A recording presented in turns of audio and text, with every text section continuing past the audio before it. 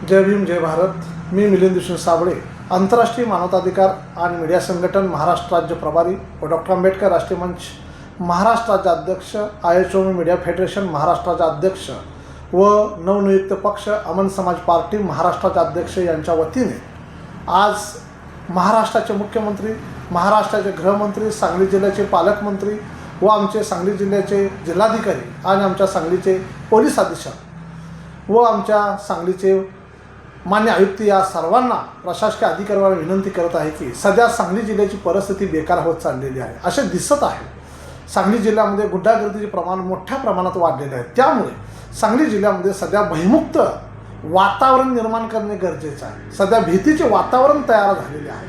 आज मुली, महिला फिरताना, वयस्कर व्यक्ती फिरताना भीतीच्या वातावरणामध्ये जगत आहे। कारण सध्या सांगलीमध्ये नशाचे प्रमाण जास्त वाढलेले आहे। या नशेच्या प्रमाणामुळे तरुण पिढी वाया जाताना दिसत आहे। यांना थांबवणे गरजेचे आहे। यासाठी सांगली जिल्ह्यामध्ये आणि सांगली शहरामध्ये 2 एन्काउंटर होण्याची गरज आहे। ही गुंडागर्दीवर दहशत जर निर्माण करायची असेल तर पुन्हा आपल्याला अशोक कामटे सरांची आठवण येते आणि अशोक कामटे साहेबांच्या सारखं आज आपल्याला सांगली शहरामध्ये, सांगली जिल्ह्यामध्ये एन्काउंटर करणे गरजेचे आहे। जोपर्यंत 2 एन्काउंटर होत नाहीत तोपर्यंत सांगली जिल्ह्यामध्ये गुंडागर्दी शांत होणार नाही असे दिसते।